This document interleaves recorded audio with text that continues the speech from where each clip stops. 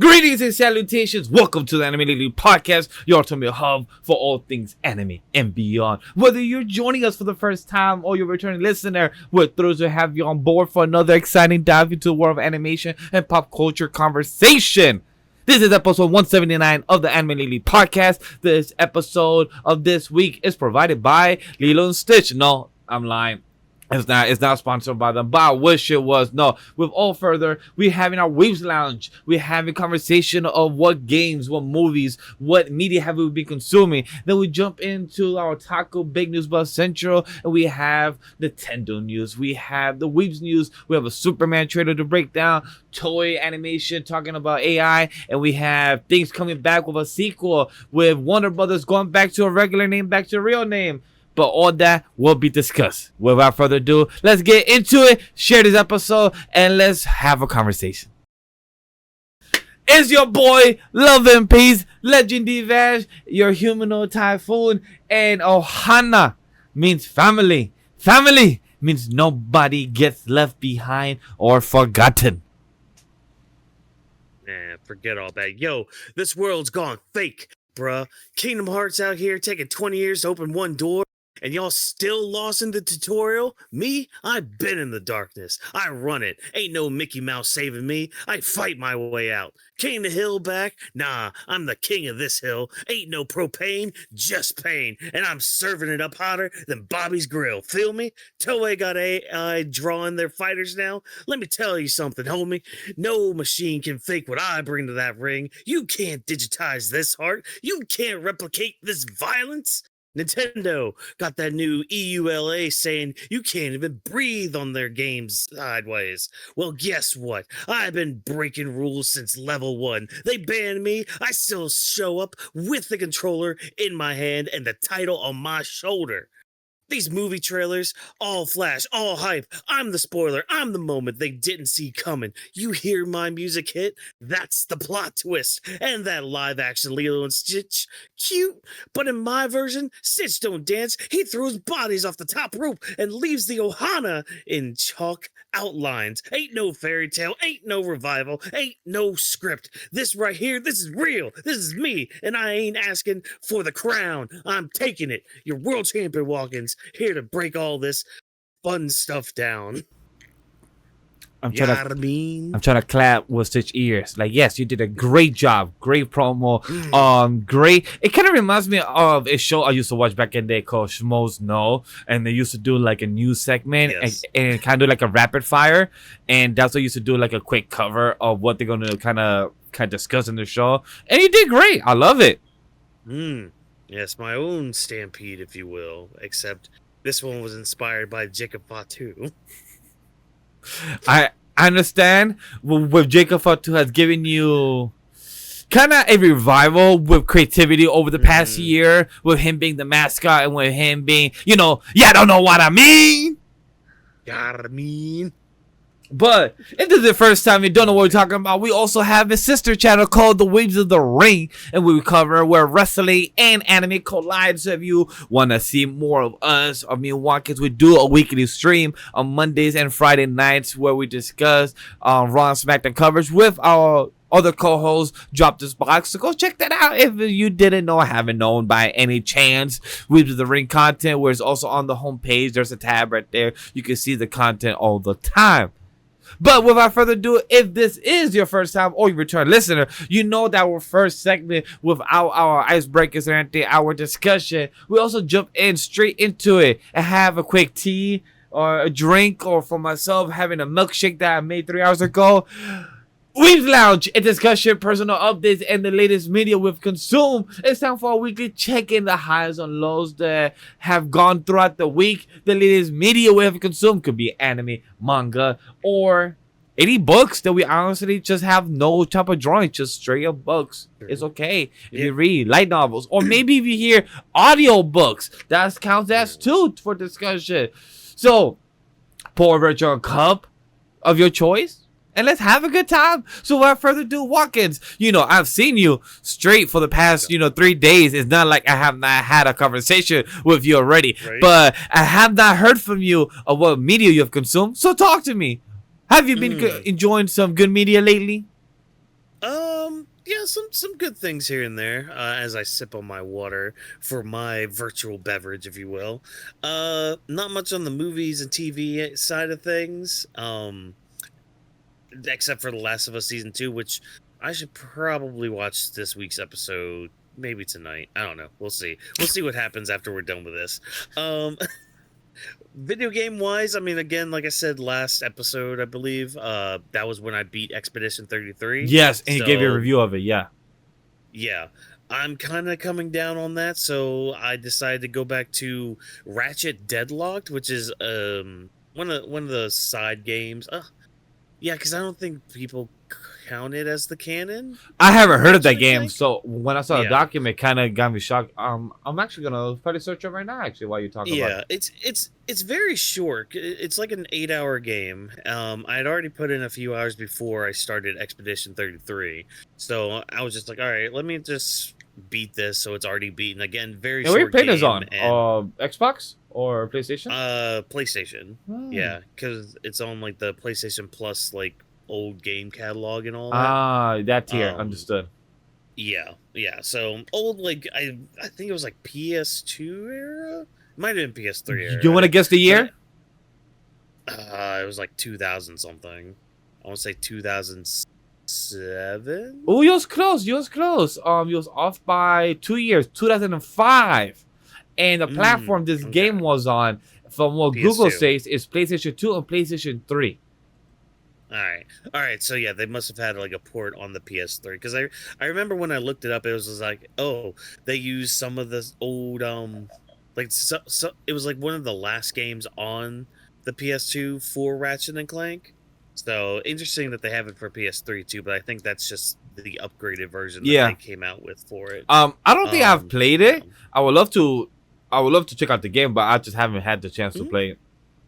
If you like, because like one thing with like, I love Ratchet Ratchet and Clank games. Oh yeah, you know like the tournament stuff and all that, or like the Coliseum shit you could do. Yeah, where it's just like, oh yeah, it's basically a game of that. Like you have different planets you go to, which are the arenas and different missions and all that, and then you have like a big boss fight after a lot of them. Like again, it's very short. Like I think I clocked in at like 8 hours, and that was still with me like pausing and leaving the game up for a little bit while I scrolled on my phone. That happens sometimes. Yeah, but no, I mean it's a good fun little romp. Kind of got me to come down from that Expedition 33 experience, if you will. And in the meantime, I'm like, okay, well, what can I play now? I could play something new. So right now, currently have Doom. What is it? Doom the Dark Ages? Yes, Doom the Dark Ages. We both have it. Well, I have mine downloaded already. Yours is in process.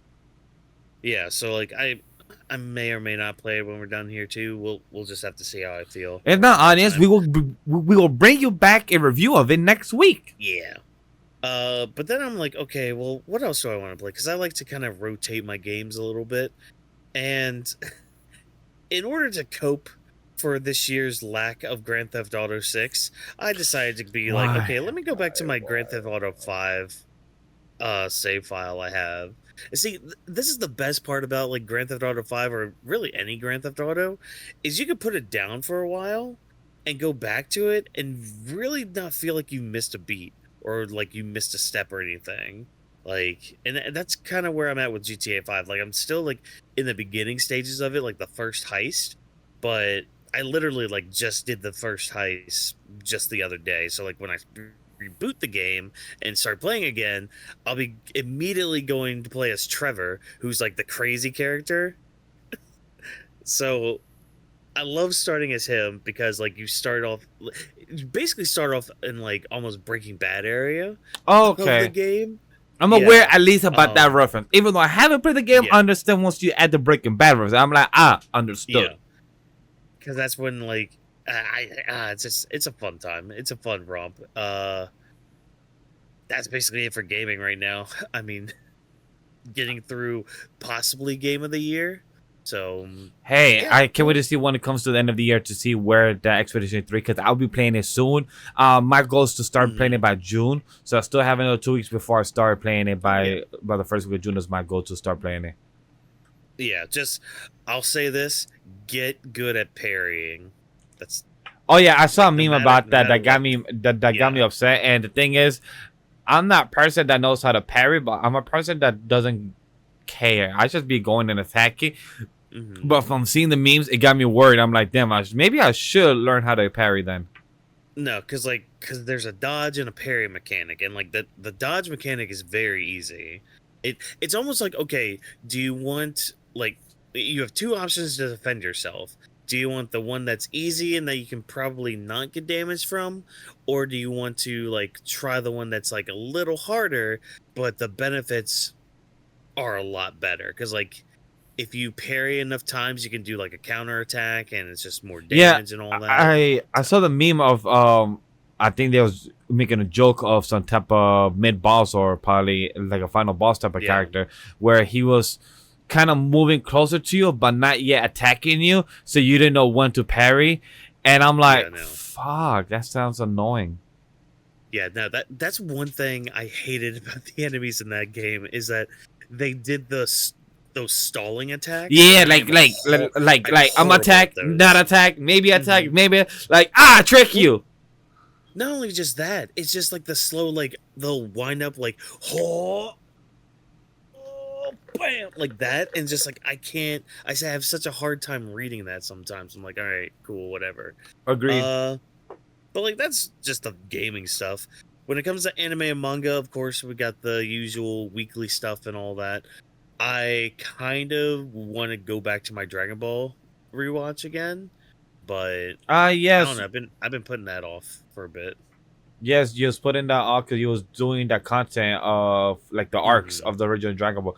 I need to rewatch the Yeah, original Dragon Ball, but the only reason I haven't rewatched because I saw as a kid, so like I had the kid yeah, mentality of enjoying the series and everything, and, laughing at the Boma stuff, laughing at the panties and everything, the action, the fight, the mixed martial arts. But as an adult, you hmm, understand the references, but you don't unless you rewatch it, you can actually view it a bit differently. yeah, My excuse of not rewatching it is that I wanna watch it with my kids. So by yeah. then I could have a new experience. But seeing as an adult, but sharing something with my kid while they're watching it. Exactly. So yeah, I get that aspect with it. Um, but no, I have finally finished up to volume 12 of the Mushoku Tensei light novel. I've been listening to these audiobooks Yes, you've been telling us. uh what, like, for 8 months, Yeah, 6, no, like 7 or 8 months, yeah. roughly. Yeah. Um yeah, and off and on too, because like I've been listening to it through Spotify, and they only give you like 15 hours a month to listen to audiobooks, which is not enough if you're commuting a lot. You like, I actually did one And is it time. only on Spotify or is it on other places? I mean, you could probably get it on like the Kindle stuff and all that, or like any of the audiobook stuff, but that's a thing. I think you'll have to buy it, like you'll actually have to buy it book by book. Which, I I mean, see. yeah, support your official release, but I mean, if I'm already paying for Spotify and they, already have that service on there, it's like, all right, well, get my Yeah, like money's worth, I why guess. not? Why not use the benefits that's already there? Yeah. Yeah, exactly. And oh, I have to take a couple weeks break from listening to a volume. All right, that's fine. I got a YouTuber who's been breaking down each volume chapter by chapter Oh, that I just nice. listened to. Yeah. So like, and that's been really helping me like retain a lot of what's being told in the story. Cause yeah, I started volume 13 yesterday, like during my commutes. So now I'm on the stuff that's like past season 2. So it's all brand new shit. Well, And right now, yeah. I was just gonna add to what you're talking about. Like you trying to retain that information, it kind of gives the appreciation of the artistic style of Hmm. the creator of what he's trying to make this Oh world yeah. expand so big, and having so many layers of characters and each of them having their own flaws. Like I was telling wife a couple days ago when we were watching One Piece, like it's crazy how like Oda or these authors just make these type of stories, like they're making the characters, their emotions in each of them, and we're supposed to Hmm. feel and express how they're feeling and understanding their own actions. So it's really cool that you are hearing the audio, you have watched the anime or know about the anime, and then you're Yeah. hearing this also YouTuber that breaks down the chapters. So like you have a whole process of you just getting one story of itself. Yeah, and plus it kind of helps me because like as the years go by, I've been noticing my retention and memory has been getting worse and worse. So I'm just like, all right, let me, I just need a little bit extra just kind of retain some information. I kind of almost in a way need to just like dive in head first in a lot of this stuff. That's why again I've been rereading the Loser Ranger manga, because I'm like, all right, I need to like revisit some stuff along with the anime to really solidify some of the themes and characters that make up the story. I mean, that's why like I can always regurgitate a lot of stuff from One Piece, because hell, I went through that series about 3 times already. Yeah. So and yeah, I believe my friends that were over this past Saturday, and we were watching One Piece or some clips online on YouTube, and watching like the Digimon song, talking about Yu-Gi-Oh and other stuff. And my friend Pam was asking me like, hey, how do you keep this all information of One Piece? And like I told her like, I've experienced One Piece, like, because she said One Piece is long. She said yes, long for you that have not seen 1,127 episodes or 1,129 episodes by now. But when it comes to me, who has watched this since 200 or 300 episodes and has read the manga that already has been 500 chapters, I already has been invested for years. My girl, who's been invested for the past 4 or 5 years, I gave her an option like, hey, if you're gonna date me, at least try the series. That's all I appreciate. You don't need to stick with it. If you did, great. That's an extra love layer I have for you. But if you even tried, that's something appreciated. But she experienced it. She cried for a shift. She cried for A's. She always, when me and her went out this past Sunday, she experienced just seeing some figures of Luffy. She said, yo, that's my man Luffy. That man is hot. I'm like, me and in my head, I'm like, that's hot just hearing that. You was calling him hot. I'm like, that's fire. Yeah. Nah, I get that. But yeah, so that's been really helping just kind of keep the story in my mind and keep information fresh, especially now because I've also been rewatching the anime with it too. So I'm like, all right, how did the anime differ from the light novels and all that? So like, I've just been consuming myself almost in a way. What's the term for it? Anyways, whatever. That's besides the point. You have immersed yourself within the content of Jobless Reincarnating in there, and like the audio, like all the lore. Like you have immersed yourself within the world. Hyperfixate. There we go. Hyperfixate works too. Yeah. Hyperfixate works too. That's the word I was thinking about. So, yeah. My question to you is: have you thought about doing any type of other skill sets when it involves to trying to regain that memory, like puzzle, Sudoku, or any type of puzzle games that helps to keep the memory jogging still working? So luckily for me, I'm also I've been trying to play my saxophone again. Oh, so yes. Kind of helping with that, because like a lot of just learning music is also muscle memory too. So I've been trying to learn some songs on my own when I can. When I can practice and all that, and when I can like sit at a computer and listen to a few notes here and there to be like, okay, that's that, okay, great, awesome. So that'll help. That's helped a little bit more with that. So, but that's because I also have a lot of other things going on. But that's besides the point. But yeah, no. Again, I'm excited to get into, because my friend Eden's, he's been hyping up volume 14 to me for the longest of times. Oh, okay. And the thing is, he told me about a part of it. I won't say what it is to keep spoilers away from anybody listening right there. Yeah.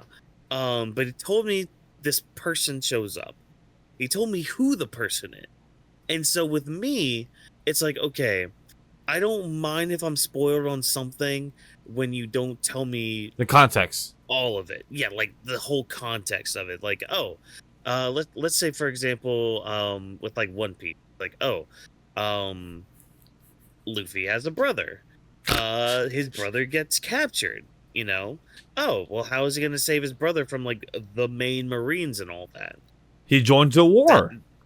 Yeah, but like I don't know the rest of the context for everything. Like, oh, he has to basically fight the world for his brother. Okay, well, why? Isn't this just a show about pirates or anything? And then you go through that whole journey and all that, and then you finally get to that destination, and you find out why. And it's like, oh, that all makes sense now. And like I've spouted theories to my friends too that I've had for Mushoku Tensei, and I'm like there was one point they were like, okay, you need to deafen, because me and this other guy need to talk about something really quick about this series. And I went back on the call, and they're like, yeah, no, you need to stop now. You need to stop, because the more you think, the closer you might be to what the answer is. It's a fun experience. Ooh. It's kind of like me right now, very similar exactly to One Piece. It's like, I know what's going on without the context because of the One Piece community online on Twitter and IG just be spoiling me what's going on. Even within the day, like the chapter comes out like 11 a.m. Sunday, but also Friday in the scans. But then by Sunday afternoon, I see a whole fucking IG reel about the chapter. I'm like, bro, the chapter just came out like 4 hours ago. You have to be quick as hell doing shit. So it just be an interesting experience when it comes to that. So I get it. Like, I'm here knowing all this context. Like, talking about One Piece. Literally this past Sunday to now, I've been seeing all the fucking reactors just crying emotional about the most recent episode of chapter 1129. I was sad, but I wasn't crying, but also probably because I've been out of the loop. Probably because I've been out of the loop for 200 episodes. Roughly, maybe that's probably why I'm not fully connected. But I do care about Kuma. Am I invested in Bonnie? No, but I know of her character, so like I get it. But I'm seeing things without context, but now I'm getting context, but I still don't have past context of a 200 gap. It's like almost a void century. That's crazy. I'm over there and rip that. Instead of a 100-year void century, it's a 200 episode void century. Oh my gosh, he needs to end this void century, people. He needs to now. Start do it. But even without the context, I mean, you're gonna need some of these. Yes, I know. For the next couple of weeks, we're gonna get some tissues for our most recent episode. So for anybody that's watching and listening, if you haven't known that, we are doing One Piece reaction on the VOD channel, so go check that out if you want to see more of the past episodes. I think we started episode 1126. So if you guys want to see that, also if you want to see maybe I might convince her for One Piece Wano reaction from me and wifey. So if you guys are interested by that, let me know. She gave the offer, so I'm just bringing the offer on the table. You guys have some time. We're not watching One Piece until maybe next week, because right now it's a graduation week, so it's a busy week. But before I continue talking about myself, Whawkins, any more things to add about your Weebs Lounge? No, just the usual wrestling on top of everything. Yes. I did watch some more Steven Universe, so getting through season 1 and all that, and yeah, it's still good. I like it. That's good too. That's all my Weebs Lounge. All right. Like your boy said, the Weebs Lounge here. I have graduation week, not myself, but my wife. She has graduation week, so it's very exciting. Seeing her walk down the aisle wearing the whole robe stuff. I'm gonna be like my boy Matt Cardona. For anybody that doesn't know, go check that out. Grabbing the week. I won't be there this week, but the guys will do the show. They can mention my probably Walker's convention that we watched the Matt Cardona, good episode and all that. But the Matt Cardona wrestler, the old version, Zack Ryder, he was glazing, he was hyping up, he was simping, whatever you want to use, on his wife, Chelsea Green. And I'm that version of Matt Cardona on my relationship. I'd be hyping on my wife and, seeing her walk down the aisle. I'm going to be taking mad pictures, posting mad pictures, and I'm just excited, partner, to see one other partner succeed and do well for themselves, and, vice versa. That's what it is for a healthy relationship. So, hopefully for anybody that is in one, best to you, clap yourself in the back, do whatever it is. And if you're in a toxic one, best of luck in yourself. Hopefully you get out of that toxic one, but hopefully at the end of the day you're happy. I haven't watched any new movies yet. I was gonna watch the one with wifey with Hwang Yung. Hopefully I pronounced his name right. The guy that made the movie Heartless, I believe, or something like that from during Valentine's. It came out. It's on Paramount Peacock. Haven't watched it, but I do plan to. Haven't gone back to Lucifer yet, but we will eventually. I do want to finish season 3 so I can get on to the shorter seasons. When it comes to movies, I did try out to watch Lilo Stitch the animated. Not try out in a bad way, but it's because the new one's coming this weekend. We have some things to talk about that during the news segment, so don't worry, chat. But when it comes to Lilo Stitch, I was gonna watch the animated, but me and wifey fell asleep like 20 minutes in. We were way too tired. I don't know why I put on a movie. Like, have you ever had a feeling where you don't want to go to sleep, but your body is like tired, but you just want to still stay up and watch something, but then like 20 minutes, 30 minutes later, you like fall asleep. You're like, fuck, I didn't know I was tired. Like, I think you're lying. Your body did tell you it was tired. You just chose not to listen.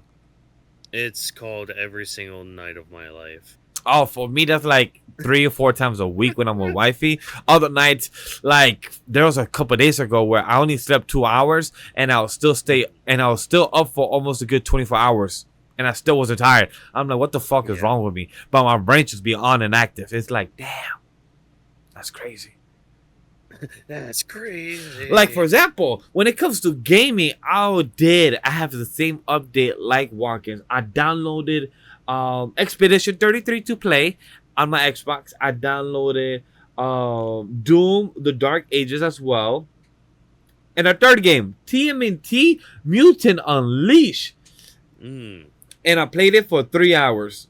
It was fun and a simple, fun game style. I think is what's the game style called? I forgot what is it called. I just had it on top of my head. I don't know. I've never really. I saw the game once when you had it up. It was only like a cutscene or something. Yeah, it's not RPG.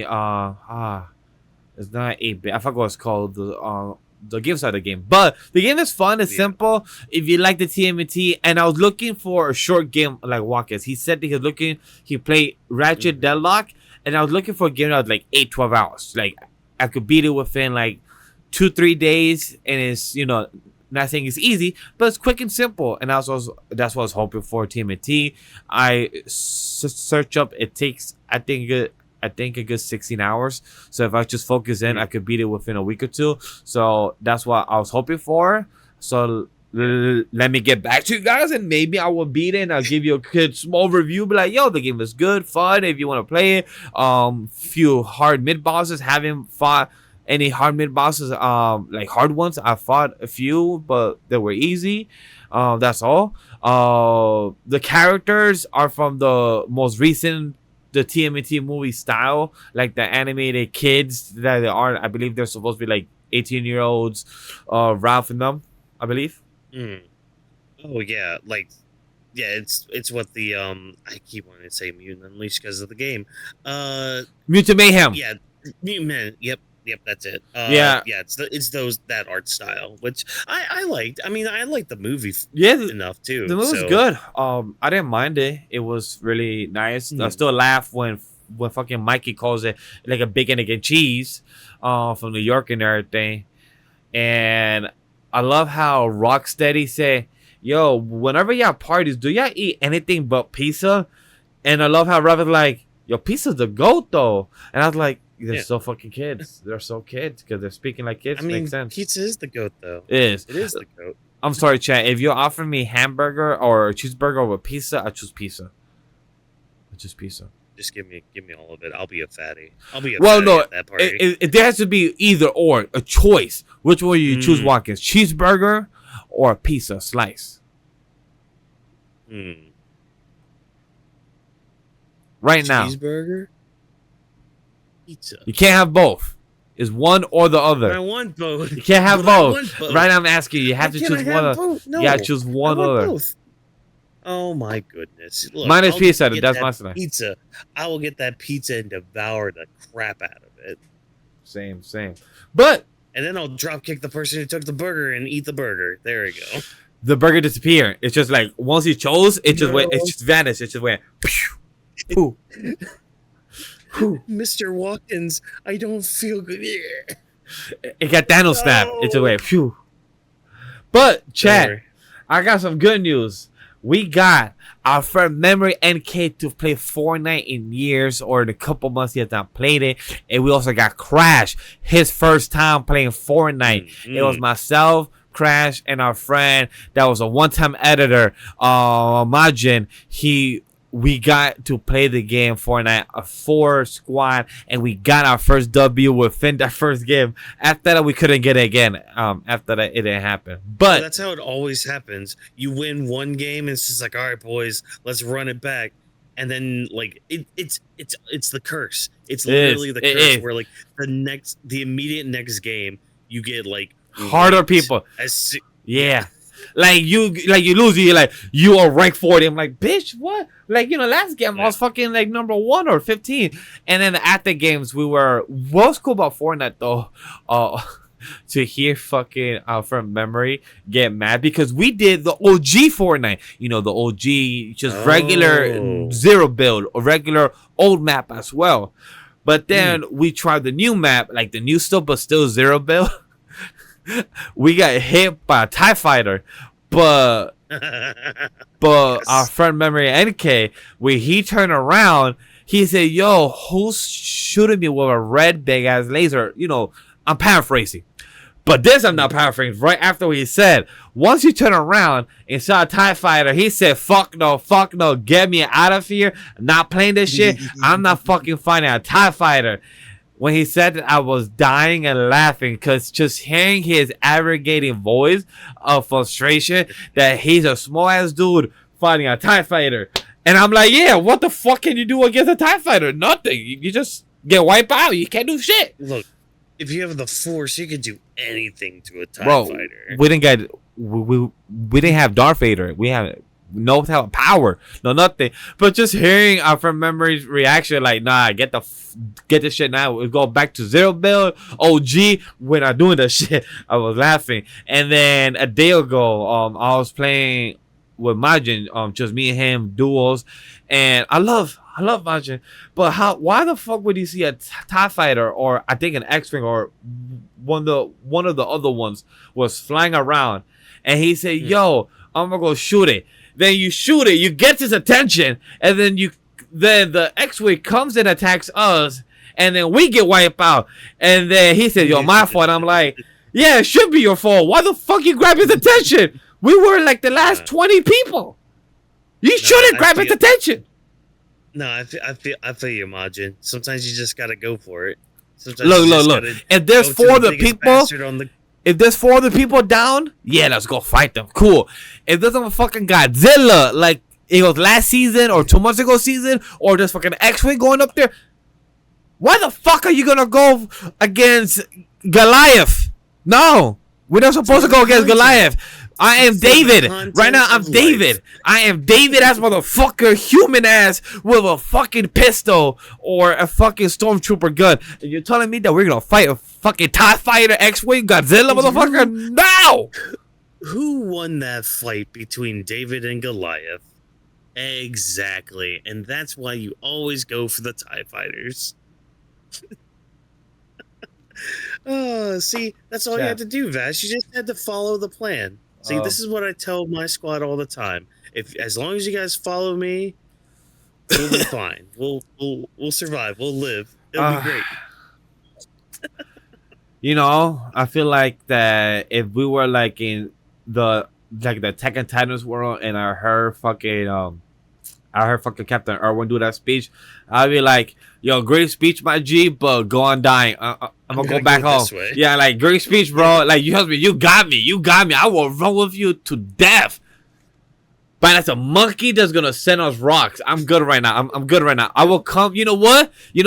I'll be the 100th person. Yeah, I'll be the 100th person backup. Yeah, 99 could die.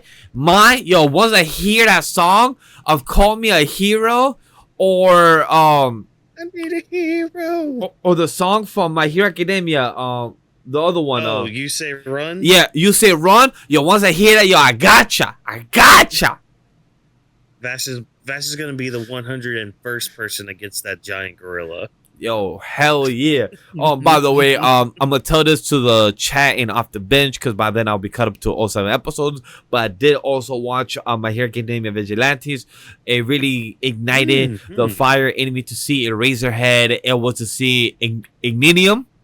I believe I'm pronouncing. Oh, Ingenium. Yeah, Ingenium. Thank you. Because it's just it just had weird type of letters with the fucking vowels there. So Ingenium, yes. He was amazing to see. It was awesome, like just to hear about his vision, the way he respects the vigilantes, and just to see like, hey, you're doing your own hero. You have your own career. You have your own thing you're doing. Don't worry. Continue doing you, my boy Kuchi and everything. My boy Knuckle Duster fucking makes me laugh, bro. Is literally the Batman. Like, he's literally fucking Bruce Wayne just without the fucking the $100 million of fucking just like a unlimited budget works. But this one's from the street, like Whawkins said. This man is literally. I wonder what's his day job. I forgot if we find out. I literally forgot what's his day job. I know you do find out his like backstory and all that, and who he actually is. Fun fact. Yes, that part I do slightly remember. That part I slightly remember who he is, but I don't remember the full backstory. So like vaguely in my head, you know, it sucks when you have like a whole pandemic in your life, and then you like read something like the year before, but then life happens, and then an anime comes out 5 years later after you read it, so like you barely remember shit. That's me right now, chat. Yeah, because it ended like around 2021, 2022, like sometime around there. I have to go back because I tried to do a couple of reviews of it before it was ending, but it was kind of hard because it was one of those series that came out every other week. Yeah, every Friday or Tuesday, I believe it was at the time. Yeah, it was like every other Friday, I think it was. This series, you was close. Wow, we're actually about to reach the 3-year anniversary. In 7 days. Oh, even better. Yeah, it ended May 27, 2022. There we go. Yeah. Oh, happy 3-year anniversary to your ending. Yeah, to make it. I mean, it's a fun series, so glad you're enjoying. Yeah. Pop the characters he's staying, or technically what he used to be called. That was, go check that out, chat. I'm not gonna spoil you guys, and also I could have more conversation during that for off the binge. The last thing I want to introduce about the gaming, I'll play Call of Duty. One thing I learned about me, that if I'm gonna play with my friends, I cannot be an embarrassment, and I need to lock in better in my accuracy and aiming, and also much better in my call outs. But not be trying to kill 2 people and then get shot and then go down, and then my team be like, yo, you getting shot? I'm like, yeah. I'm like, what didn't say anything? Sorry, I'm just used to being in Call of Duty and just going guns blazing, die, then get respawn, then go in and die, then go in and get 10 kills and then die, and then I'm not used to telling people like my team, like, yo, Vash, I need you to give me call outs. You're getting shot. Tell me compass 23 500 to 127. I'm like, copy. I'll do my best. It will take some time, but I'll do my best. Or you can either lock in or be the comedy relief character. I'm kind of a bit of both right now. I'm kind of the comedy and I'm a bit of the shooter accuracy. So I'm like, I got you.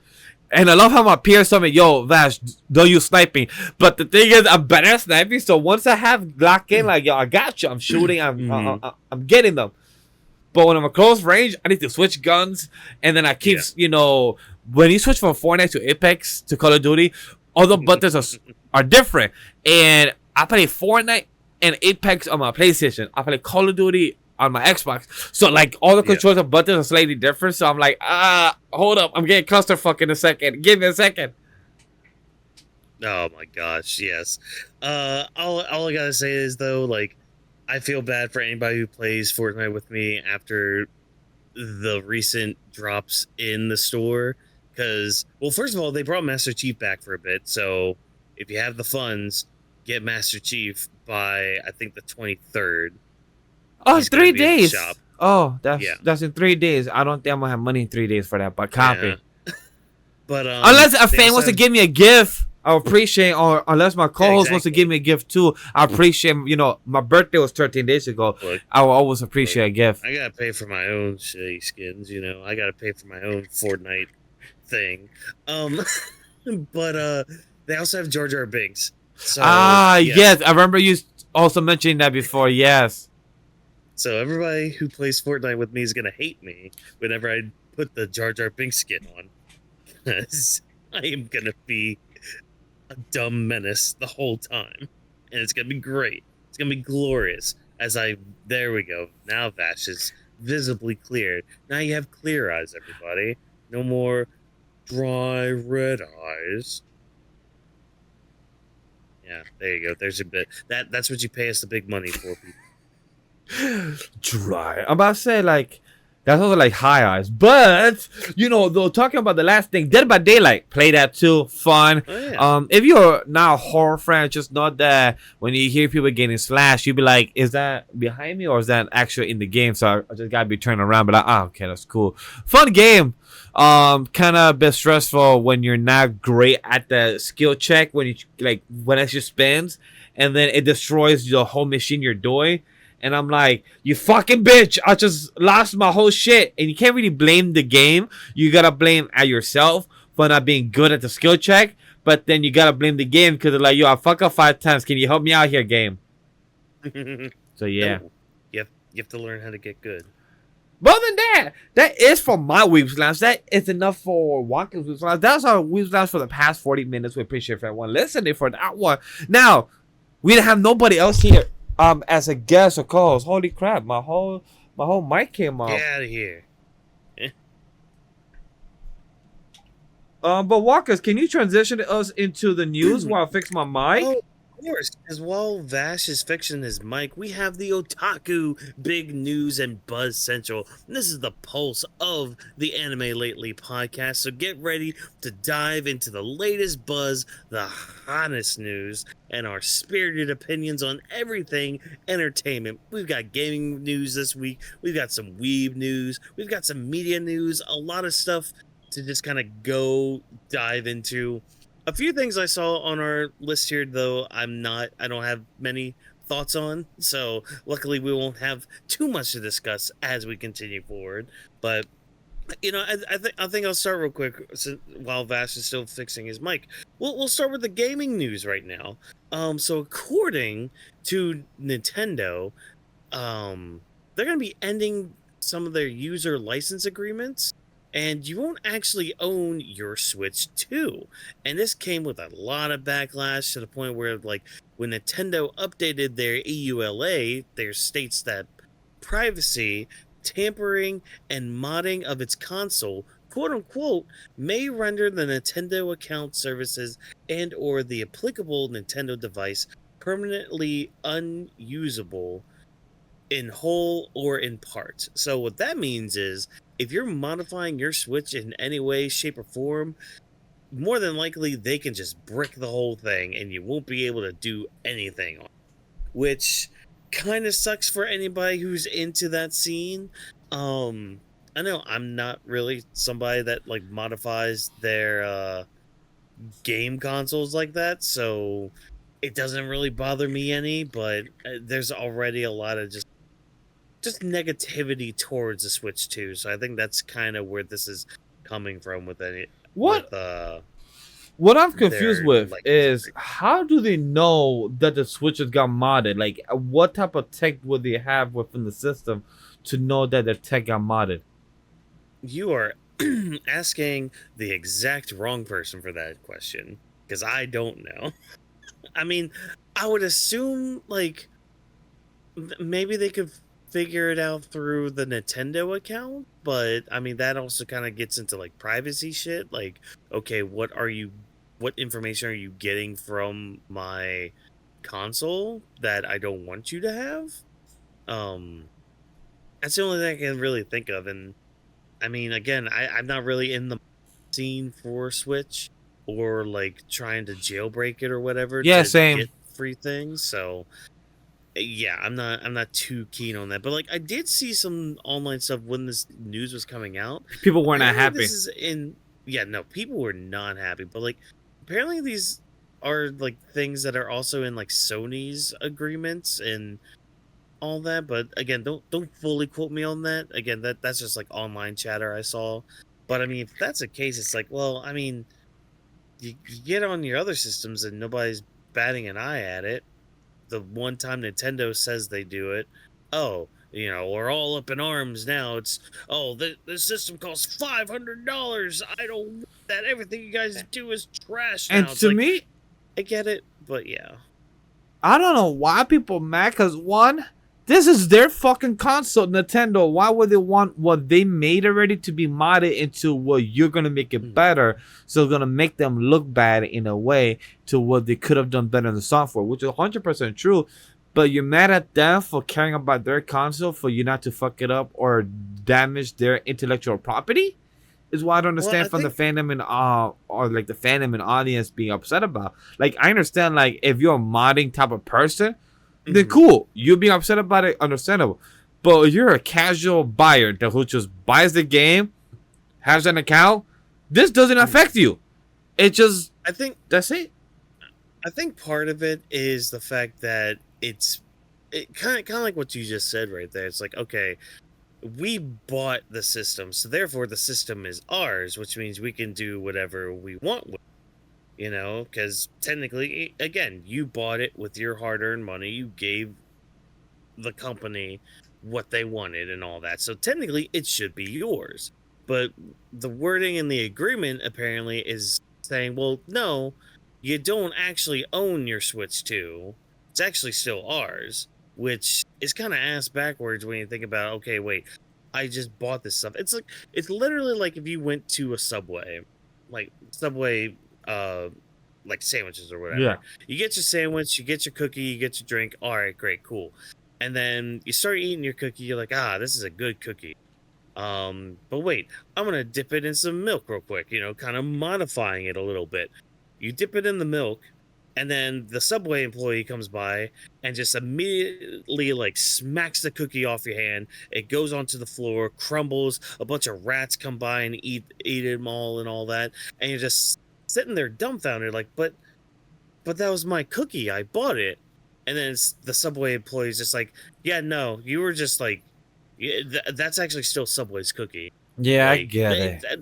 yeah, and I think that's the mindset a lot of people have with this. It's like, okay, well, I bought this thing, I should be able to do what I want with it. Guess what? And it's like, well, It's been like this yes already and for the no. past 5 years, at least 10, maybe Yeah. at most, with digital content that they can literally, like, for example, I had to delete one of my games from Xbox, but I never owned it, and that was Gotham Knights. I had it on Game Pass. It's not on Game Pass no more, so they said, hey, I want to open this game because I saw like some type of error or like an ad says like, so I click it, the game tried to open, it said no, the game, you don't own it or you don't have it. So I'm like, cool, that means it's not Game Pass no more. So if I want to play Gotham Knights, guess what? It hasn't have a discount. Still $64 on the digital side of Xbox. I'm like, this game is not worth it. I love DC. I love Nightwing. I love the DC characters, but they're not worth $64 right now. And I don't got that. Even if I had it, maybe yes. But I'd rather pay $20, $30 for a game that's already been a couple years later and it didn't have great reviews. That's what should be happening. So when it comes to having intellectual property, same thing with digital movies. You could buy a movie or watch a movie on Peacock, but that don't mean the movie's going to be on Peacock no more again 6 months from now. It could be gone next week and go to a different streaming platform just because that's how it's being distributed. And that's why physical media is so important. Yes, 100%. That's why it's still so important to get those DVDs and those books. What sucks is that that instead of the DVD, now it's the console that's being affected. So I understand where the audience is being upset about. Like, wait, I don't own the Switch, but I bought it with my hard-earned money and everything. So I get where Whawkins coming from. But at the end of the day, we're 1, 2, 5,000 people, 20,000, maybe 100K that tweets about it and cares about the end user agreement. Other than that, nobody's gonna do shit. Nintendo ain't gonna switch up just because 20K content creators just made videos and 2 million people saw all those type of videos together. Nintendo be like, y'all still gonna buy my console? Y'all still got a pre-order? Y'all still gonna buy it within the next 2 weeks and play that shit? Like, no, tomorrow. Yeah. So but I mean, whatever. Nintendo's, like you said, they're not gonna, unless they actually do lose. Which, if they lose money here with Switch 2, hey, you'll learn something hopefully for the Switch 3. Just do better. Oh my god, we get to Switch 3. I'm like, okay, so Nintendo just became fucking PlayStation, just going from 1, 2, 3, 4, 5, 6, 7, 8, 9, 10. I mean, I'm fine with that. I would laugh more than anything. Brilliant thing. Oh yeah, it is. I was just laughing like, okay, so we went from like Nintendo 64, the Sega Dreamcast, like all of them having cool names. But then once we went from Nintendo Switch, like, all right, cool, then let's go Switch 1, Switch 2, Switch 3. Like, yeah, designs are cool, but we lost the inventive part with the names. It was also cool, like Nintendo Wii, the 3DS, like all these kind of simple names. Now it's just Switch 1, Switch 2, Switch 3. Well, I don't think Nintendo really wanted to become the Kingdom Hearts of video game consoles, so they just wanted to go ahead and just do the numbered version. But it's funny I bring up Kingdom Hearts because after years, 3 years, I think, or 5 years. Roughly, I want to say 3 years. I think 3 years is the safe bet. Yeah. Because finally, we get something for Kingdom Hearts 4. Because in the wake of them saying, "Oh, that mobile game, that other mobile game that was going to come out, that's very important to Kingdom Hearts 4, ain't coming out no more." But hey, here's 7 screenshots of the game and all that, and this got people theorizing. They got them talking about a damn phone in those screenshots. Bro, it's crazy how they fucking like made theories. I saw a whole fucking, I think from the same screenshot, I saw a whole hour type of theory video on YouTube from one of the content creators I watch, and I'm like, how did you make an hour video just for a phone, a fucking phone, and Mickey in a fucking lamp on the ceiling in a book type of library? That's intriguing, though. That part is intriguing. I'll give them that stuff. And like, there is stuff with the phone. Like, we can meme it and all that because it's a damn phone. But apparently, there's like meaning behind it. Like, oh, it's like calling. It's like a phone that they used to call the dead. It's just like, wait, is Sora dead? Is Kairi dead? Are Riku dead? Like, what's going on? Because at the end of 3, Sora just freaking gets. I haven't played 3. I haven't played 3. Well, that's fine. You haven't played 1 or 2 yet, have you? No. Well, years ago, I haven't replayed them. Years ago, as a kid, I played them, but I need to get back to 2. Also, I played the standalone games from PlayStation 1 and 2 and everything. I never played the spin-offs from the 3DS and all those other, side memories. So now having it is why I want to play it, so I could actually play in storyline order. Kind of. Yeah, I gotcha. Well, don't worry. You didn't hear any. Whatever. Fuck off. Anyways. Sora, by the way, the animation of Sora looks fucking amazing. Like, this fucking picture looks fucking great. Fucking beautiful visualization. Like, it looks like phenomenal.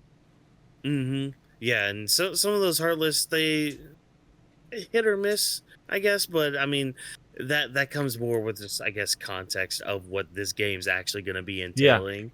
So, and just him soaring in the sky with the chains it's amazing in that screenshot. Oh yeah, but I'm not gonna sit here and theorize Kingdom Hearts. We would be here for a while. Oh yeah, we will be here for way too long. It's just cool. It's cool that we got something. Hopefully, my guess. Hopefully next year we get more screenshots. Look, my guess 2030, 2027 to 2030, we might get it. We might get an actual trailer in 2027. And then the game in 2030.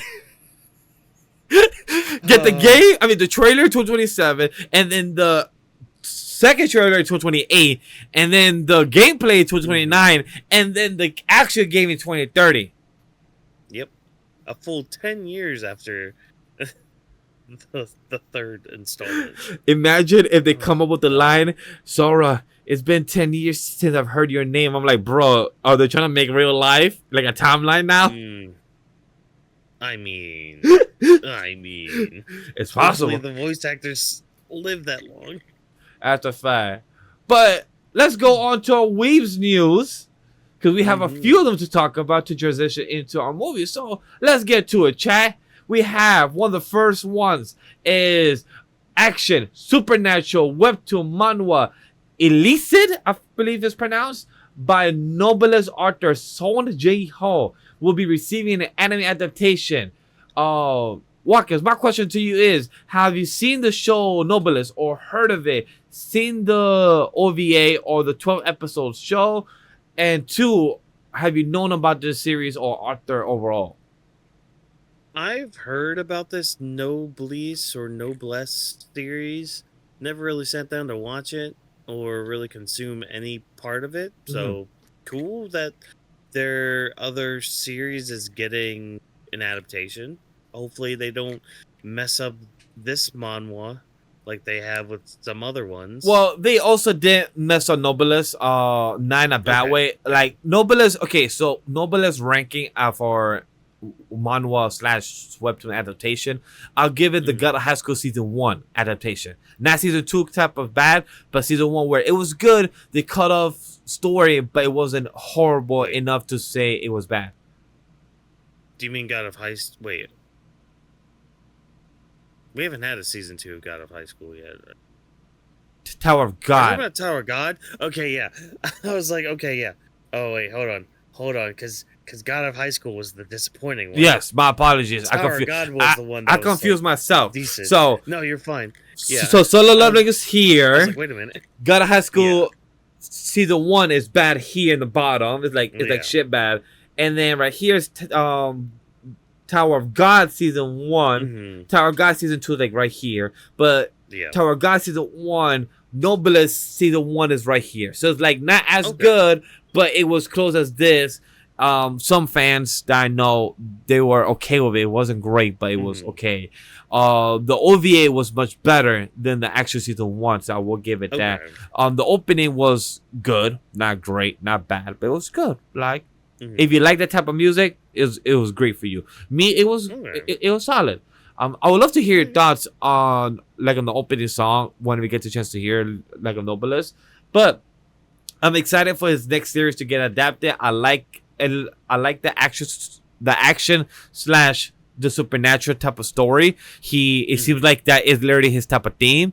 Because Novelist is about vampires. It's also about science experiments. So I'm curious to know what's this new series about. Like, is it about werewolves now, or is it about vampires again? So I'm really curious to see what this story is about. Okay. Cool. Now, we spoke about One Piece. Now let's speak about the actual studio that does it. Toei Animation. That sites say they plan to use AI in the future and productions for the storyboard creations, coloring, and automatic correction in the future of Genga and in between frames, and generating background fun photos. How do you feel about this? Okay. The correction thing, I think, is the part of this I'm like, all right, you know what? That's fine, because I know that correctioning can take up a lot of time. Yeah. So like that, I'm like, okay, you know, that's a tool to use to, you know, kind of lighten the load for all of us. That is, for me, that's a-okay for like correctioning. Storyboard creation. And you know what? I'll lump in coloring too, I guess, with that too, because again, that could help, like, if you just have it as a certain setting. But like, see here, it's just the same old issues you come up with AI. Yeah, it's just like it loses that bit of humanity with it. You know, it loses the creativity. And my straight type of simple stance of this is, look, Toei. There was a rumor report that they said, I didn't bring it up, but I just do want to mention it, that I'm not sure if it's fully confirmed, but there's a rumor report that it's not happening in the One Piece projects or in the current projects, but they do plan to do this in the future in other projects, which is understandable in that viewpoint, because Toei is a big studio. They're known for the Dragon Ball series. They're known for the One Piece, Dragon Ball Diamond. No, was it Dragon Quest? That was the other series I'm trying to think about. Dragon Quest, and they're part of other projects that they have done. But for Toei to do the AI, my hope and mindset is that they use this as the word that Whawkins said it beautifully, the word tool. It doesn't, where the AI doesn't replace the animators and doesn't replace the art style or replace the coloring, the creation. No, I hope that it's a a tool they will help the creators at the animation company, because like we know the workload that they be having, the where sometimes they work 6-7 days a week or maybe 20 days straight without a break. So if this is a tool to help them where they could take breaks, but they also, as animators, they could go back where they could hire somebody just to look over the AI work to make sure that they, you know, it still shows the humanity. It still puts the extra touches, the extra type of finger drawing aspect. I'd rather that than just using the whole tool aspect and replace the animators. That's where I'll be more upset as a fan and as a creator myself. So that's something I would be very upset. But if you're gonna use the AI tool as something to help the team, to help the workload, then I'm all here for it. Yeah, again, just use it as a tool, not the main sword. But talking about the Toei, company, they also just finished something that we reacted to in the winter season, and is fucking Dragon Ball Daima, like I just mentioned them. And it wasn't the sub, it was the dub. It was come to source by the comments of Schemmel has finally finished the dub and everything. It's been released, but the reports is that Schemmel passed out 2 to 3 times during the dub of him turning to the Super Saiyan 3 to Super Saiyan 4 transformation. How do you feel about this, Whawkins, as a dub fan and Schemmel, and knowing that what he has done for the character of adult Goku doing the transformation from 3 to 4, and knowing that he's getting older. Eventually he has to pass down his voice to somebody else, because it's gonna eventually hurt his vocal. The more he screams, the more he's passed out. So I feel like it's gonna come a time where we might hear a different voice actor in the future. Oh yeah, like, and that's the thing. Like, this doesn't surprise me at all, especially when you look up stories from him recording in the past, and even when you see just footage of any voice actor, really, like, they're putting their all into it. Like, when you watch those videos back of them recording their lines, they're acting. Like, there's the acting part of the voice acting. Like, yeah, they're catching the funny voice or interesting voice or whatever voice they're using. Have you seen the clip? You see them. The guy that plays One Piece dub of Queen. Yeah. In the outfit of the cosplay? Yes. It's fucking wholesome. I love it. It's wholesome as hell. Like, he literally embodied a character. Like, just going in and cosplaying as yourself to the character that you are portraying. Yeah. It's so wholesome. There's a few people in the comment section like, is that the voice actor? And people are like, yes. They're like, oh my god, that's amazing. It shows the community in a positive way. And also just like, he loved his job. Like, the same thing with Schemmel. Like, they're putting the work. For you to pass out is being committed to know that, Goku fucking screams. Guess what? That's his character. He screams by putting the energy. That is a way of the people from Japan, the animators, also to show that he's literally putting his energy by vocalizing it to go past, surpass your limits. And that's what Goku and even Schemmel has always expressed of why he likes to pursue Goku or the character, and that's what he has expressed in the interviews. And he's okay that he's passed out. Is that him saying it's a bad thing? No, he just said like, I passed out 2-3 times. It's part of the job. Yeah. So I mean, again, he's putting his all into it, as he should. It's all part of the job, and best of health to him. Hopefully he continues doing the job as best as he can, because I know it's going to take a toll on him. The more power levels, the more type of transformation we get in the future, since we're getting the manga still and everything. So I believe a new chapter came out this month, right? Dragon Ball Super manga. Now that I think about it, no, still on break. Yeah, it's still on their little break. They had some illustrations come out recently. Yes, that's probably why I felt like I was that's why I felt like I was gonna see a chapter, because of the illustration. But yeah, so cool. No illustration for that, no chapter. But you know what we could talk about is a revival series. What is it, Whawkins? Talk to us. Oh, if you're a 90s kid who grew up in the 2000s, you may or may not have some fondness to a show called King of the Hill. Now, this show is basically just white America. It's white Republican America at its core, but it's kind of funny too, because like I look at these characters, I'm like, wow, I know somebody like you, somebody like you. I've met somebody like you before. Know you. I've comments like, and it's not like they're like, like, oh, like throwing slurs or things like that. No, it's just like it's conservative America. So it's like, oh, I sell propane and propane accessories. Like I have a dead end job. I tell you what, and all that. I used to play on the football team. We almost made it to state. I tell you what, like shit like that. But so King of the Hill ended like it was like mid 2000s or something. It had a good run on TV, but now a revival is coming in. And a teaser poster came out the other day to kind of show, I guess, the character's a little older. So we are going with an older cast here. And just some of the things I'm looking at on here, I'm like, okay, some of this makes sense. Like freaking Bill with the equivalent of Uber Eats, just giving him his food. Hank looking like he just saw someone doing the deed on his lawn and all that. And the VR goggles on, that's fucking amazing. And him smoking a vape instead of a pen. Or I mean a cigarette before back then.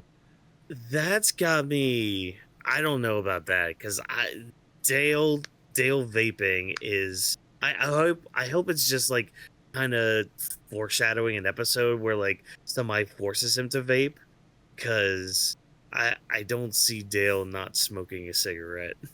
I just don't see that. And then we have a tablet, I believe, at the end, and with a scooter. I believe that is an electrical scooter, like what a lot of people use nowadays. In Manhattan, it's crazy. Some people use electric scooters now.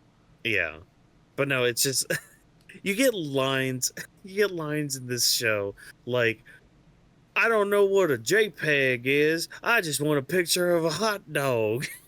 It's like, you hear that line, and immediately I'm just like, oh my god, I know the type of person you are, and it eats me alive inside, but you're also kind of funny because I know this,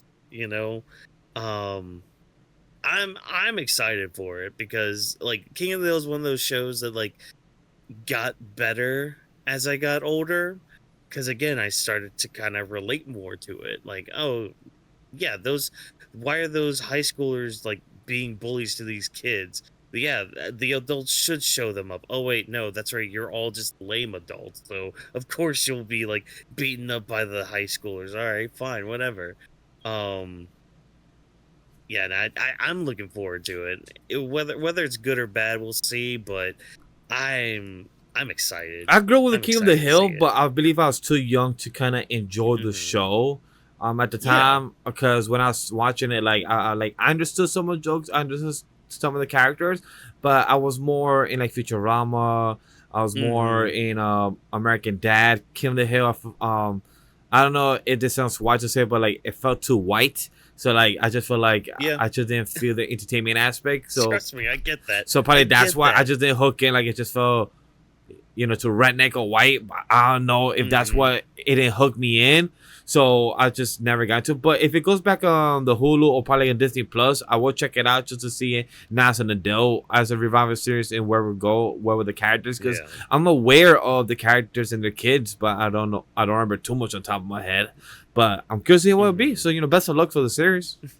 That's my purse. I don't know you. Kicks him in the dick. Oh my gosh. My question to you is, do we care or do we need The Last of Us season 4 of the series will be according to the producer, because it needs to get a 4th season to tell the full story of part 2 of the sequel of the game. Ended after season 3. No. Please, God, no. I don't want... I mean, it's not that the season's been bad either. It's just a lot of us who've played the games know how the story goes. Not only do we know how it began, we don't want it to see how it freaking ends. Yep. No, that's the thing. We know how it ends from playing the game. and it's like, don't. No, I'm saying like we don't want to see it Yeah. end how it ended. We were like maybe Exactly. if it gets a Maybe better you ending, change it? we could probably maybe Do like the something fourth different? series. But depending where you Maybe. go with the continuation, season 2 and 3, like that would really hold it. And Yeah. I love how he's kind of like aiming high. Like we will get a fourth season. Like maybe finish season 2, see how the Yeah. audience is. Maybe do season 3, then see how that goes. If it does well, then maybe you already have locked in season 4. But Mhm. maybe that's all I got. I haven't watched it. I was gonna try. Yeah. I was gonna try to watch season 1 and 2 in a bingeable way by the end of season 2 ending, but I'm like, I don't think I have time. I don't think I could do it. Nah. I'm like, I'll make the time when season 3 comes out. I'll make the time for that one. Yeah, and I mean, yeah, just end it at season. I don't even know how they expanded past like another season, but whatever. I'm not the showrunner. I'm not the writers. I'm not moving. Oh well. But you know what we could be excited for is the Legend of Korra Aang and the Last Airbender theaters October 9th, 2026, set by Paramount Pictures. And we're not the writers, we're the directors, we're just fans, and we don't know what this could bring. Because the Legend of Aang, they cannot use the Avatar, is why they have to use the Legend of Aang, because fucking James Cameron has the fucking rights to that in the movie side. In the TV and animation, they have the rights for the word Avatar. But movies, my boy James Cameron got that shit. He said, I got that lock in for Avatar 1, 2, 3, 4, 5, and 6. I don't know where he's at right now, but he has until Avatar 6 going. Oh my god, fucking Avatar. It's side tangent when it comes to freaking James Cameron. Dude, I swear, if your next Avatar movie is the exact same plot as the other two, Most likely we're gonna have is. problems. He literally just wants to show great type of visuals. That's what he's known for. What I'd rather him go back on, be a producer again for Alita Battle Angel and give me a fucking sequel for that one. Okay, that's what I need. Give me a Alita Battle Angel sequel that we haven't gotten since fucking like 2017, I believe, was when the movie came out. See, Vash is spitting right now. Thank you. Listen to him, James Yes. Cameron. We should get that one. Instead, he's trying to raise the bar in the ocean, right? Yeah, And raise if the you bar in the understand that ocean. reference, you know. And also raise the bar in animation and CG live action and spend millions of dollars and have a whole type of 6-part sequel series that nobody asked for. But hey, if you're gonna make the money, do what you gotta do. But this is Legend of Aang, The Last Airbender 1. I'm excited for 2. I'm excited for 3. I'm excited for.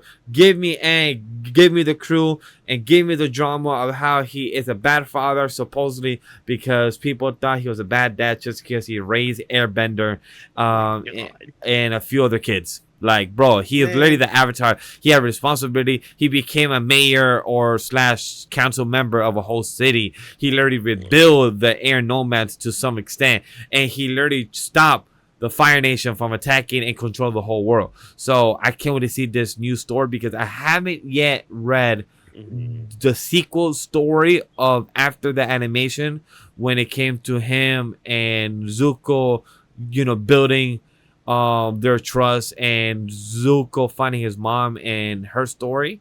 I haven't yet finished that because I think it's a 4-part type of volume story, and I only read volume 1 and 2. I never finished reading volume 3 and 4. I really do need to go back eventually sometime in the future. Yeah. This is the live action movie, right? Correct, the live action. We don't Okay. There's a live action this is the live animated this is the animated movie that's being done in a high budget movie that's being released in theaters.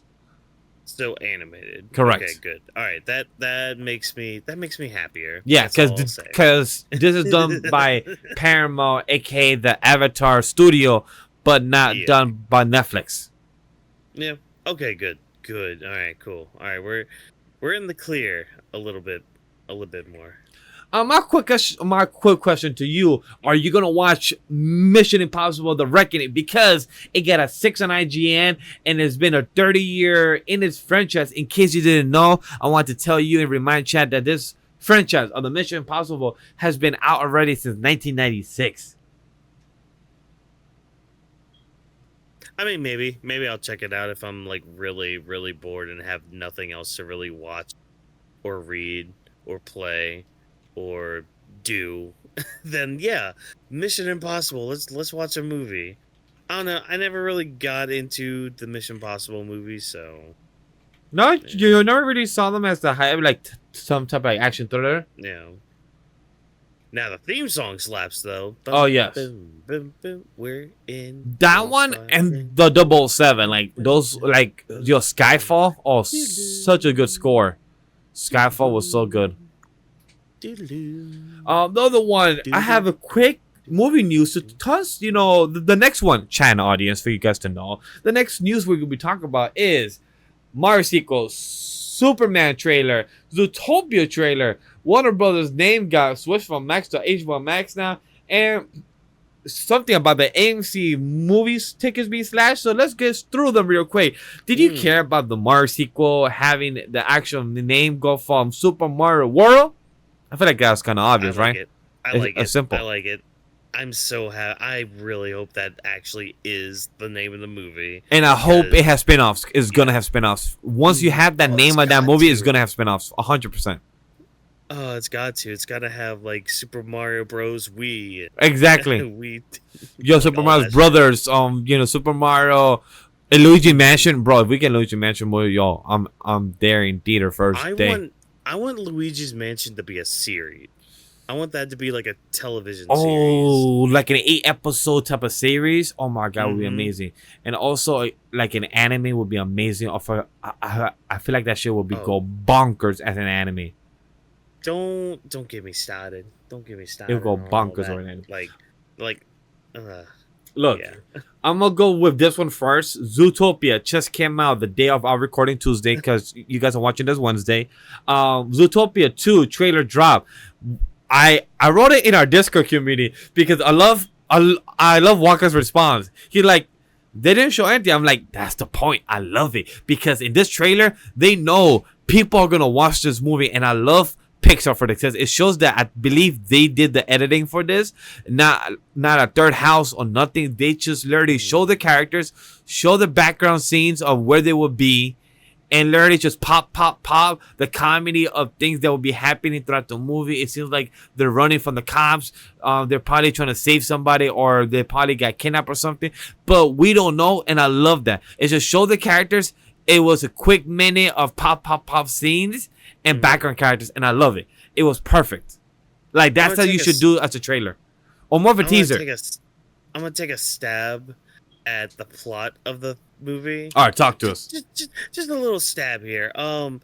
Something happened where the snake was framed for it. Why was he framed? Because he's a sneaky little snake. And so it's up to Judy and Fox McCloud to get him to safety and find out the true culprit, who seems to be the hooded figure from Kingdom Hearts. Hey, look, full circle. May your heart be your guiding key. All that wonderful goodness and all that.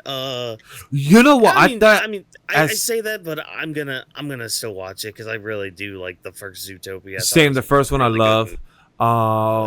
Yeah. The Route 34 during that month was wild. That's all I'm gonna say. Can we? No.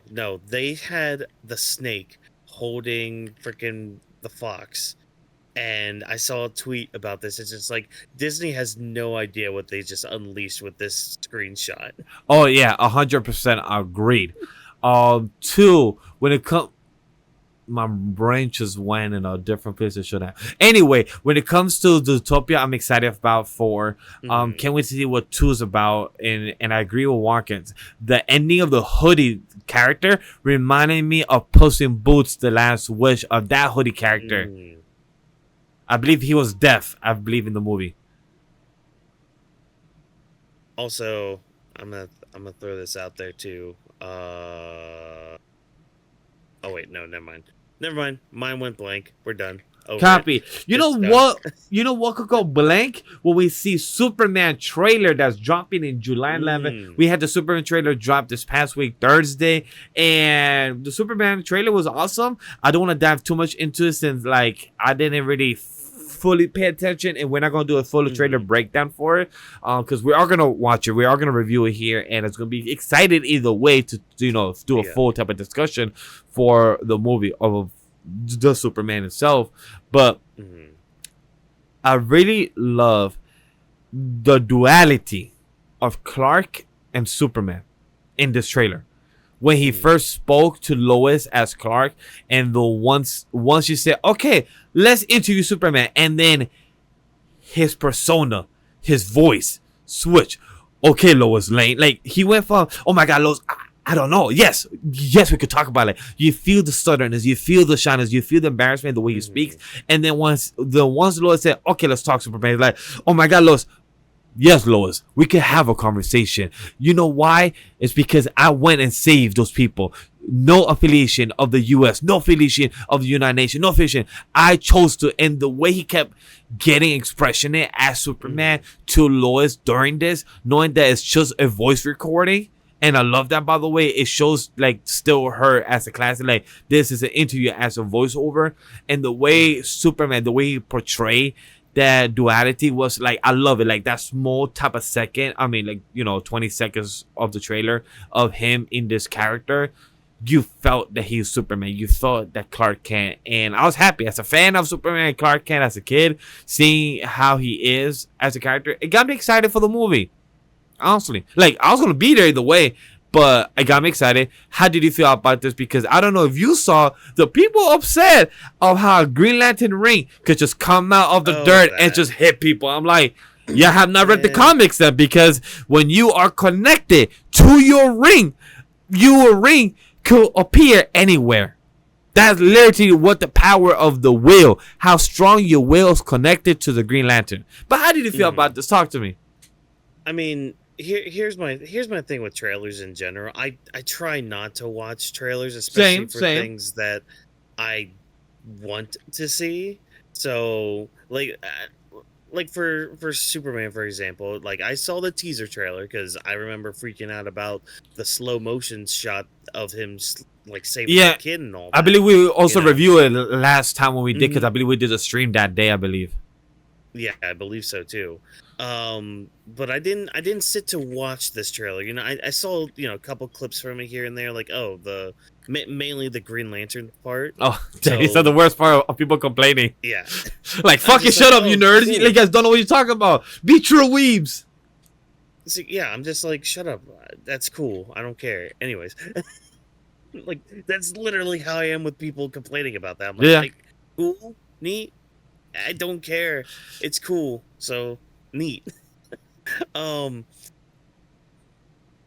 So yeah, I didn't get to see like the scene that you were talking about, because like you're not the first person I heard say that about like the difference between like his Clark Kent and his Superman. So that's gonna be cool to actually hear when the movie drops and when I'm sitting there listening to it, because like I think that's the other thing too. I would rather hear it in the context of the movie rather than the trailer, because sometimes the trailers can trick you and they'll be like, oh, remember how this was in the trailer? Nope, it's different now. Examples in the BVS, or example in Avengers Endgame, or I believe Infinity War in their trailer. So yeah, understandable. Like, that's why I didn't mind watching the trailer, because I believe it was only like a minute. Let me see. Yeah, I believe this one was like a minute 20 seconds, or probably less. Yeah. Oh, never mind. I'm lying. It was a whole 3-minute trailer. But thing is, because thing is, this was the first official trailer. Like, this was the actual full 3 minutes.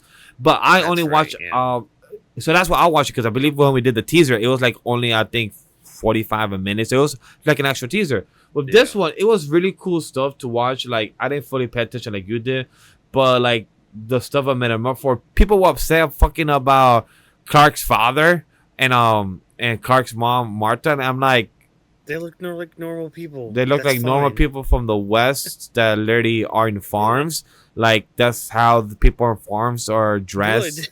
Like, a dress look. They're hard workers. They literally are the farmers of our country. They look exhausted, tired. The fuck you expect them to not look like? So, like, that's one complaint of something. Like, they were fine. Like, this trailer looks fucking great. And the other complaint I saw that people were saying, why is why Superman blocking his face from fucking from some damn heat ray. And I'm like, just because he's invulnerable or impenetrable skin don't mean he doesn't want to get hit in front of his face. Like he still want to block. Like, I'm sorry, no matter if I have like impenetrable skin, it could just still fight off anybody. Don't mean I'm gonna just let them punch me. I still feel pain. No. I'm still gonna dodge. I'm still gonna try to block it. Like, exactly. Like, I'm gonna still protect myself. Like, the fuck you mean? Because watch, the one time I don't is the one time they're wearing some sort of invincible ring on their head that lets them punch me and hurt me. I'm like, okay, kryptonite. Like, I can actually get hurt. I'm like, yeah, my dumbass wanna just not be a fucking impenetrable skin. But hey, good trailer. Glad Whawkins still has interested to go check out the movie on July 11th. Oh, yeah, man. We will be reviewing it. Superman. Exactly. We will be reviewing it that weekend, July 13th, as a solo video, if it's that hype and crazy, or as an anime podcast special episode review. So definitely go check that out that weekend when it comes out. But yeah, the last couple of news that we're going to just break in is literally one of the most stupidest things that we got to discuss. And I love HBO and their promo or the marketing skills. Don't know which one or the other to give this as a positivity. But like I mentioned earlier, Warner Brothers Discovery is renaming for the 5th time. Yes, chat. Not 1, not 2, not 3, not 4. 5th time. From Max to HBO Max. Sourced by Verity. The marketing by the team was hilarious and self-aware about the name changes. And like myself, I think this is all jokes and giggles, but I think it's a bit of money laundering or, you know, within that realm, because when it comes to production, you use the LLC when it comes to the names of the projects and everything. But once you name change, sometimes you could forego or have some type of, you know, legal action in some way. I don't know the details. I'm not a lawyer. I don't have the formation. But it's just all these name changes from going from HBO Go, HBO, to having HBO Max to now back to HBO Max. It's like, what's with all this? Like, this is 5 years of doing this from 2019 to now. HBO Max, aka Warner Brothers, aka Warner Brothers Discovery, has been doing this, and it's very fucking questionable of them doing this within their streaming service and the company names and what HBO/Max is producing. Now going back to HBO Max, very questionable. Whawkins, how do you feel about this? You care for it? You question it? Do you feel like it's a bit of money laundering, or do you feel like Warner Brothers Discovery, you're doing a lot of questionable things? I don't know what you're doing, but I question you. But I'm not that smart to do, you know, question you. I feel, well, here's the thing, because, like, even when they went just to Max, me, and I'm sure plenty of you out there, still called it HBO Max. Like, we didn't shorten it at all. Even though, you know, it would probably make sense that we just called it Max. But no, it's HBO Max. Yeah. Like, it's nothing else. Like, that's the name of it. You know, it's like, oh, that's the Nintendo Switch. That's what that thing is. Yeah. It doesn't have a different name. It doesn't have like Carl or, you know, Wendy or anything. No, it's a Nintendo Switch 2. So therefore, yeah, it is HBO Max. But I mean, I feel bad for the marketing team, because like I'm sure there was one person on there being like, we probably shouldn't change the name. It's actually quite good and quite marketable.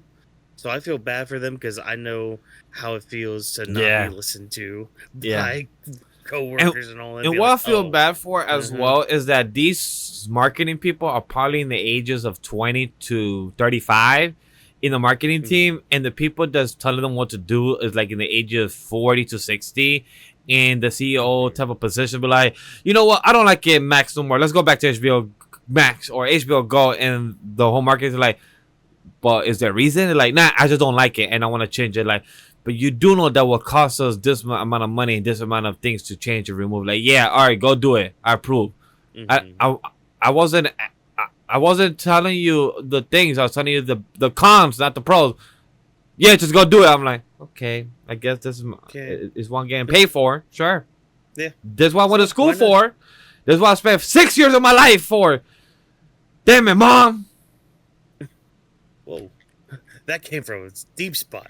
Deep spot. Damn. But you know what you could thank your mom for? If you go to movies on Wednesdays and you could go and use her discount money and ask for allowance because starting in July, AMC will be doing a discount, which I question because their goal is to get more seats in the theater to fill it up over the weekend. But then my question is, do we have that ready for fucking Ticket Tuesday? It's literally called a Ticket Tuesday or fucking Discount Tuesdays. That's what it's called already. Like, a lot of theaters have those Tuesdays. Like I can name of at least 3 that have those. It's Regal, AMC. Now, yeah, Regal. Oh yeah. Okay, so 4 then, because like there's Regal, AMC, Alamo does it. Alamo. Because I remember their little thing Tuesday, and then they keep playing different shots, and it's the fucking Rock who has one that's just like Tuesday. It's just like, oh, we're doing that at it. Cool, neat, great. And then just some other theater from like when I lived in Maryland and all that. So like that's already a practice around. I dare I say around the country. Yeah, it's like a nationwide thing. So like they're known. They know that Tuesday is a day to go in and watch movies. Thursday is to go for the late night screenings. Friday is for couples. Saturday is for the late people, couples, or early movie. Sunday is for the old people. And the Monday and Wednesday and Tuesday are for the old people that can't go because they want to ignore the youngsters. That's what has always been known. Now you're going to have Wednesday? Like, are you going to ruin competition? Or is that or are you making it an additional day to help Tuesday and Wednesday? Or is there going to be a difference? Like, hey, Tuesday is for these. Wednesday is going to be a different thing. Like, what's the difference? Yeah. And I mean, I think that's the other thing too, is like it's weird that they're starting it in July, especially with what I'm about to say, but schools are also out right now. So like, a lot of kids aren't going to have a lot of things to do. So Wednesday adds an additional dates. Yeah, makes sense. Yeah. And plus, like... They could have added in May or June because you still have big moves like Jurassic World, but July is smart because you also have Spider-Man. Not Spider-Man. So you have Superman. Fantastic Four. But then, how does that work? I think that's what they're gaining. I think that's what they're gunning for. Yeah. Try to get... just, like... to get people to come... Because that's the thing, like...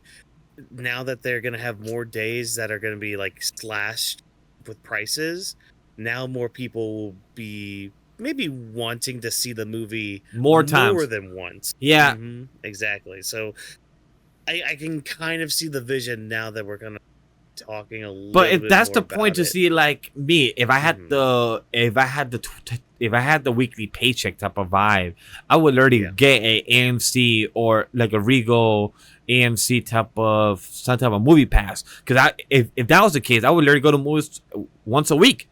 Literally use it. Oh yeah, yeah. I mean, it pays for itself too. Yeah, but, I mean, see, there's the other thing, like, because most of those are like basically the price of 2 tickets. Yeah, here in New York, our AMC version or the Regal version is about $22 to $27 a month with tax and everything included. So if you go a ticket twice a month, you're literally breaking even. If you go a third time, you're making that profit.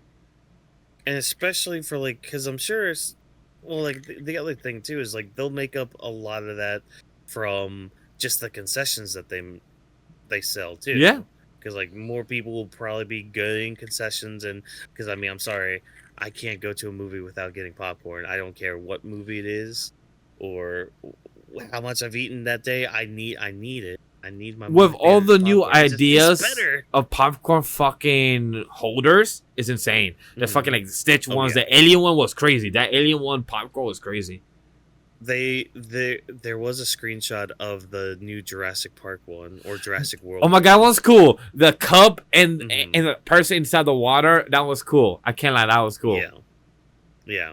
So yeah, I mean they've got a plan with it. I guess see how it pans out for them. I don't know. That's all I got. Okay. They're slicing fresh. Cool question. The last thing for us to discuss before we end our show, because Chad, this is our new segment and we are wrapping it up. And the last thing is, Lilo and Stitch premieres this weekend. Anybody going to the theaters to watch it? Are you excited to see Lilo and Stitch? Our little blue fairy boy. Are you excited to go see him? I was excited to go see him until 6 hours ago. Wait, what? What? Wait, what happened? I saw a critic reviewer that I know, that I watch not religiously no more, but I watch him and I trust his thoughts and I trust his reviews. He is a Lilo Stitch animated fan, but then he went to see the movie and things that they took out made the movie not that great.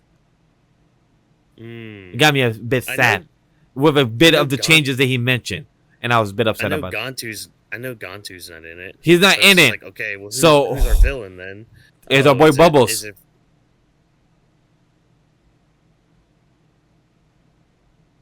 And they invented a new character. And they invented a new character to be the social worker. So Bubbles is the actual CIA with a line that he's a CIA.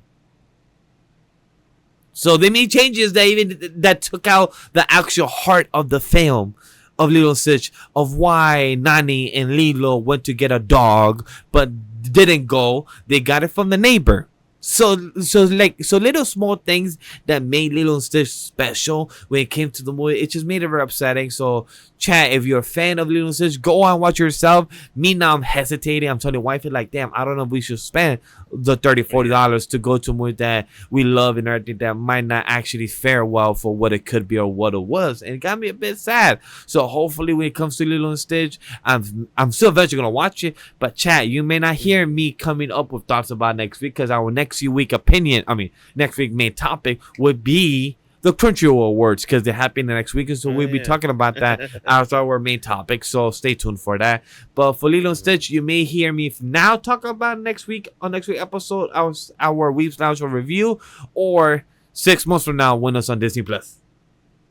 Yeah, and I'm sad. Yeah, we'll see, because I do want to go see. I actually do want to see it in theaters. Me too. I wouldn't mind paying the money, but I will say this though, like, with all the screenshots that keep coming out of like Pleakley, that's also the one thing. Yeah, that's the one thing I got upset about. Like, the comedy of them was to dress up, but now they're actual stand-ins. I'm like, I guess. Jumbo's alien design, literally in live action, he looks like that kid who walks up to you just like, hey, do you have games on your phone? And I demand, I'm saying this right now during the episode, and chat will know exactly what I mean when I say this. I have 2 photos I just sent to you for the thumbnail. Use one of them. I got you. I'm using the one on the right. Most likely the one on the right you sent me. Oh, the darker looking one? Yeah, the dark, because the one on the right maybe too more bright, but I'll play around with the image. I'll see which one works better. He's just like, oh, you have games on your phone? Like, he's the kid that's like excited that you actually do. Whereas the one on the right is just like, hey, do you have games on your phone? As you see, chat, we are mixed on the Lilo and Stitch. I'm very sad about what I heard from our reviewer. Jeremy Johns, I believe is yes, Jeremy Johns. Okay. He's a reviewer, YouTuber who's been doing this for the past 10 years doing reviews. So I met him at Comic-Con.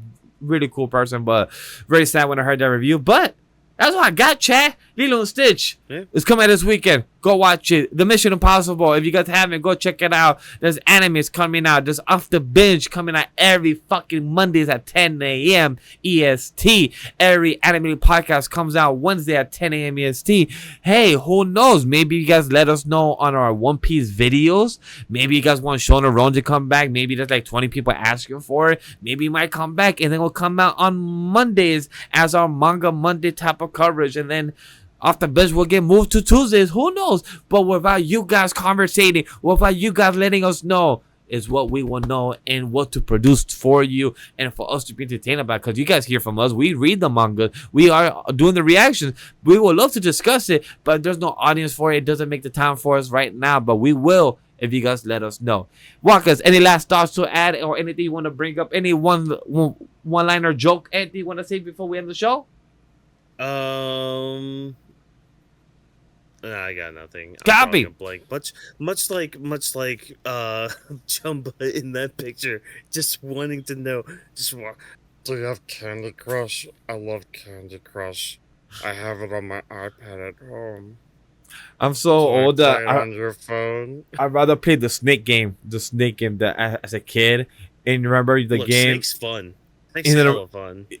in the Motorola, you try to get that snake in the longest fucking tail as you can, and not try to eat yourself. You're like, come on, I can do it, I can do it, I can make it. Dude, have you played the Google Snake? There's one on Google. Nah, you gotta send it to me. Oh, dude, I mean, you just go on Google. Let's just search up. Just type in snake game, and like there's like it's like this cartoon snake, but like you can kind of customize him a little bit. So like you can make him like a rainbow one, and you can choose how many like apples or like whatever, how many fruit you want to eat. But you could change the fruit too. You can also make it like an endless thing. I searched a snake game online, but there's like 6-8 different versions came out. So the one I'm talking about is, I don't know if you can see pictures of it. It's a green grid. Green. I'm alright. Green grid. Let's see what pops out, chat. Let's just see. Oh no. Yes, the Google Snake, the Doodle game is called Snake Game Doodle. Sure, I that might be it. Yeah, unless they change the name. I haven't gone to it in a while, but it's fun. But chat, if you want to play a snake game, go play to that side. Like we should learn at the end of the show. Other than that, chat, I'll keep it simple. We appreciate you for joining us tonight and taking the time to listen. And the Anime Podcast presented by ANIMA Studio, our production team, Vash, Whawkins, Rome, Jokester. Special thanks to our producer, myself, and Whawkins. Don't forget to follow the socials of the brand of the team. All the links are down below in the description. Lastly, share, like, most importantly, give the feedback. Let us know what you thought of this episode, our news coverage, our talking about Zootopia, Disney, all the news that we discussed, all the time codes are above. And on behalf of everyone at the Anime Studio team, we thank you for joining us in this episode of the Anime Podcast. We'll see you later. Take care. This podcast episode was not recorded by a live studio audience. We'll see you in the next one. Take care. Country Royal Awards next week for debate. All gas, no brakes. Believe in your entry. Ohana! Means family. That's all I got.